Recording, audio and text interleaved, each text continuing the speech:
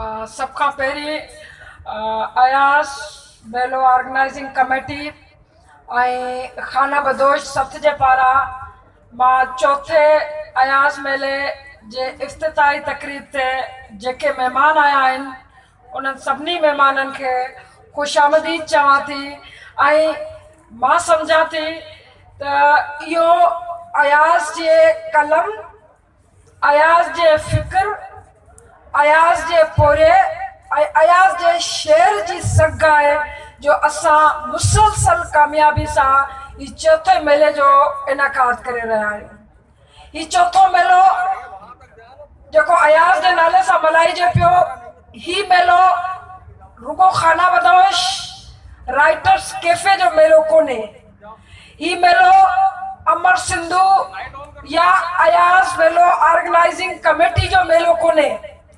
ही मेलो मुसलसल 4 सालनि खां साबित करे रहियो आहे त ही मेलो जेको अयास जे नाले सां शुरू थिए थो, उहो मेलो दरअसल सिंध जो मेलो आहे, सिंध जे आवाम जो मेलो आहे, अयास जे चाहींदड़नि जो मेलो आहे, उहो शाइरी खे भेटा पेश करण जो मेलो आहे ऐं उहो हक़ीक़त में सिंध जे उन फ़िक्री ऐं शऊरी सघ खे हिकिड़ी मञता ॾियण जो मेलो आहे जंहिंमें सॼी सिंध गॾिबी आहे।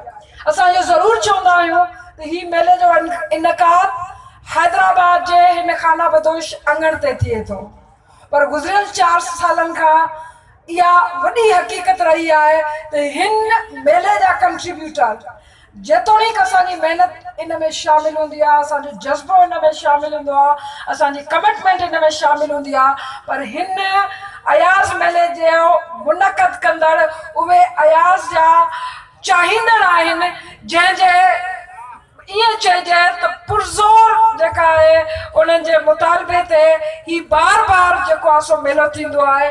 यकीनन हार्डशिप्स ईंदियूं आहिनि दुनिया जे अंदरि हर कम में, पर ख़ासि तौर ते उहे कम जंहिंमें नंढड़ी सतह ते, मां का वॾी मनाही नथी चवां त दुनिया जे अंदरि, सिंध जे अंदरि या सिंध जे अदबी जे लॾे जे अंदरि या अदब में ही को इनकलाब पियो अचे, पर हिकिड़ी नंढड़ी तब्दीली बि ईंदी आहे त मां तव्हांखे इहा ॿुधाईंदी हलां त हर समाज उन तब्दीली जो ख़िराज वठंदो आहे, हर समाज खे उन तब्दीली जी क़ीमत ॾियणी पवंदी आहे, पर हर समाज में अहिड़ा माण्हू, अहिड़ा ग्रोह, अहिड़ा जथा जिन जा नाला के बि थी सघनि था। असां तारीख़ में मुमकिन आहे असांजे नालनि जी तारीख़ में हिननि सभिनी शयुनि जी का घणी अहमियत न हुजे, पर तारीख़ में उहा सख़ ज़रूरु मौजूदु हूंदी आहे जेका उन तब्दीली जी क़ीमत चुकाईंदे बि पंहिंजो सफ़र जारी रखंदी आहे। सो मूं शेख अयास जी जेका ॿाहिरि शर्ट डिज़ाइन लाइ पई आहे उन में अयास जा हिकिड़ा लफ़्ज़ लिखियल आहिनि। मूंखे उहे लफ़्ज़ जीअं जो तीअं त यादि कोन्हे, पर उन हिकिड़ा लफ़्ज़ लिखिया आहिनि। उन इहो लिखियो आहे, शाइर उहो पुराणे ॾंद कथाई पखी आहे जंहिंखे उॾामण लाइ पेर त आहिनि पर टिकाउ करण लाइ उनखे उॾामण लाइ पर त आहिनि पर टिकाउ करण लाइ उनखे पेर न आहिनि, ऐं हू उॾामंदो रहंदो आहे। शाइर उन पखीअ वांगुरु उॾामंदो रहंदो आहे एसि ताईं जेसि ताईं उनखे मौत न अचे। सो हीउ जेको सफ़र आहिनि उन्हनि शाइरनि जे पोयां जेके शुरू थियनि था, इहे सफ़र हलंदा रहंदा। हिते काफ़िला तब्दील थींदा रहंदा आहिनि, माण्हू तब्दील थींदा रहंदा आहिनि, हीउ सफ़र जारी रहंदा आहिनि। त हीउ उहो ई सफ़र आहे सिंध जे शऊर जो, जंहिंजी इब्तिदा पंहिंजे फ़न जे हवाले सां, अदब जे हवाले सां, शाइरी जे हवाले सां शेख अयास कई, शेख अयास जे कबीले कई। रुगो शेख अयास न, पर हक़ीक़त इहा आहे त हिन असांजो जेको ॾाढो ॾुखोईंदड़, जंहिंखे अयास पंहिंजे लफ़्ज़नि में चयो आहे त ही नंढे खंड जी तारीख़ आहे, ही रुगो सिंध जी, रुगो पाकिस्तान जी, रुगो हिन न, पर नंढे खंड जी तारीख़ आहे जेका ॾाढे पंहिंजे हिकिड़े अलमियन ऐं सानियनि सां भरी पई आहे। पर इन्हनि अलमियन ऐं सानियनि में हिकिड़ा जेके शाइर, अदीब, मुफ़क्किर, उहा रोशनी, उहा चिणिक जेके आहिनि से जलाईंदा रहंदा आहिनि, जंहिंसां सॼे ऊंदाहे खंड में हिकिड़ी रोशनी जेका सां पैदा थिए त ही हिकिड़ा रोशनी जा सफ़ीर आहिनि। ऐं अयास खे ॿेहर वरजाइण, अयास खे ॿेहर यादि करणु, ऐं ख़ासि तौर ते उहो दौरु, छाकाणि त मुमकिन आहे त जेके मुफ़क्किर हुजनि उहे उमेद अफ़ज़ा न रहंदा हुजनि, पर शाइर हमेशह घणे भाङे उमेद अफ़ज़ा हूंदा आहिनि। शाइर छो त ख़्वाब ॾिसी सघंदा आहिनि, ऐं जेको ख़्वाब ॾिसी सघंदो आहे उहो कॾहिं मायूस न थींदो आहे। त हिन धरती जो जेको खितो आहे, इन खिते में तमामु घणियूं जेके आहिनि से शयूं ऐं तमामु घणा ख़तरा, तमामु घणा तारीख़ जे अंदरि अंदेशनि जा इम्कान नज़र अचनि था ईंदड़ कई सालनि ताईं। ऐं उन्हनि अंदेशनि जे इम्काननि खे मुंहुं ॾियण लाइ, उहा सघ पैदा करण लाइ शाइर वॾी विथ हूंदा आहिनि, शाइर वॾो वसीलो हूंदा आहिनि। तॾहिं जॾहिं उहे शाइर पंहिंजे हिकिड़े क़ौम जे इज्तिमाई शऊर जा तर्जुमान थी बीहनि। सो मां सम्झां थी त अयाज़ पंहिंजे दौर में, पंहिंजी हयाती में हिन क़ौम खे हिकिड़ी ज़िंदगी ॾिनी, हिकिड़ी सुञाणप ॾिनी। बल्कि अयाज़ जी अखि इहा हुई जो अयाज़ नंढे खंड जे मुस्तक़बिल खे ऐं नंढे खंड जे मुस्तक़बिल सां सॼी दुनिया जे मुस्तक़बिल खे, सॼी दुनिया जे तरक़ी पसंदि क़ुवतनि जे मुस्तक़बिल खे हुन कीअं थिए ॾिठो। इहा अयाज़ जी शाइरी असांखे ॿुधाए थी त अयाज़ खे जॾहिं अयाज़ खे असां खां हले वियो, जॾहिं उनजे शाइरी जे सरचश्मे जेको मौजूदु आहे हमेशह लाइ, पर उनजे हिकिड़ी अंत अचण ते असां इहो सम्झो, ऐं मां इहो ज़रूरु चवंदी हलंदसि त ही शाइरनि खे बेटा का नई न आहे। 88 जे अंदरि जॾहिं पाकिस्तान में डिघी आमरियत खां पोइ हिकिड़ो जमहूरी दौर आयो हुयो, त मूंखे यादि आहे त पहिरियों दफ़ो फैज़ अमन मेलो मल्हायो वियो। ऐं फैज़ अमन मेलो जेको मल्हायो वियो हुयो उहो अवामी मेलो हुयो, उहो को सरकारी मेलो न हुयो। ऐं उन्हनि ॾींहंनि खां ई असां खां जॾहिं 90s में जॾहिं असां खां अयाज़ विछड़े थो, त अयाज़ जे विछड़ण खां पोइ इहो जॾहिं इहे मेला ॾिठासीं, तॾहिं असांजे दिलि में बि इहा ख़्वाहिश ईंदी हुई त काश हिन सिंध में अयाज़ जा अहिड़ा मेला मची सघनि। अयाज़ जेको जदीद सिंध जो मामार आहे, अयाज़ जेको जदीद फ़िक्र जो मामार आहे, असां उहो ख़्वाबु रखी।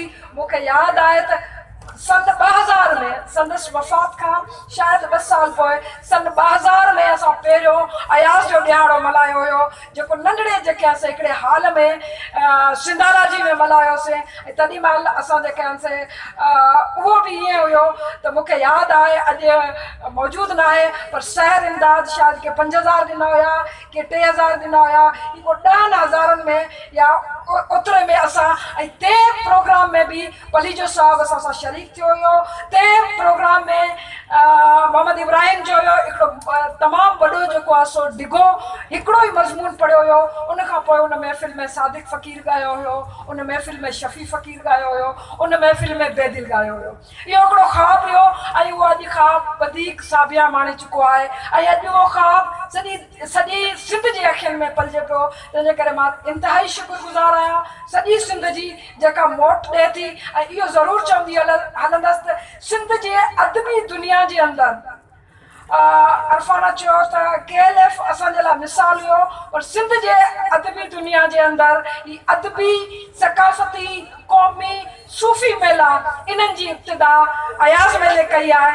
ऐं इहा अयाज़ मेले जी कामयाबी आहे त अॼु सॼी सिंध में ज़िले जी सतह ते बि अदबी मेला थियनि था। इन लिहाज़ खां चवंदसि त सिंध ख़ुशनसीब आहे जेका उन दौर में जॾहिं माठ ऐं जबर ऐं उन जा तमामु घणी जेका असां ॾिसूं था त उहो दौर आहे। उन दौर में अदब जे ज़रिए उहो आवाम ॻाल्हाए थो, अदब जे ज़रिए असां वरी को न को वसीलो खणी ॻाल्हाइण जहिड़ा थिया आहियूं।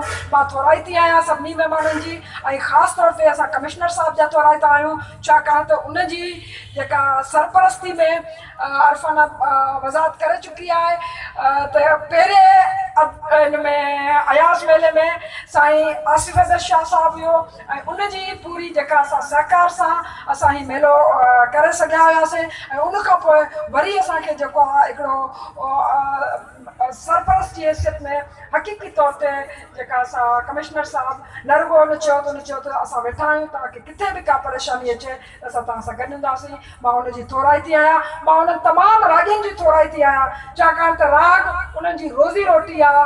असां वांगुरु वॉलंटियरिज़म में कीअं पंहिंजी उहो करे सघनि था, पर मां उन्हनि खे सलाम थी पेश कयां जॾहिं अयाज़ जो नालो अचे थो तॾहिं हू वॉलंटियरली न रुगो अचनि था, हिन स्टेज ते ॻाइनि था ऐं उहे रातियूं जिन रातियुनि में उन्हनि खे हज़ारे लखे रुपया मिली सघंदा हुजनि उहे अयाज़ जे नाले ते हिते अची इकठा थियनि था। ऐं उन्हनि सभिनी खे जेका असां ख़राज तहसील पेश कंदे मां त सभिनी ऑर्गेनाइज़िंग कमेटी जे मेंबरनि खे पंहिंजे वॉलंटियर्स खे ख़ासि तौर ते आख़िरी ॻाल्हि इहा चवंदसि, असांजी कोशिशि हुई, शौरी कोशिशि हुई त नौजवान जेके आहिनि, शहरी नौजवान ख़ासि तौर ते उहे जेके अदब खां कटियल आहिनि, जेके शायदि सिंधी पढ़ी बि नथा सघनि, उनखे ॿियर अयाज़ खां कीअं मुतारिफ़ कराइजे।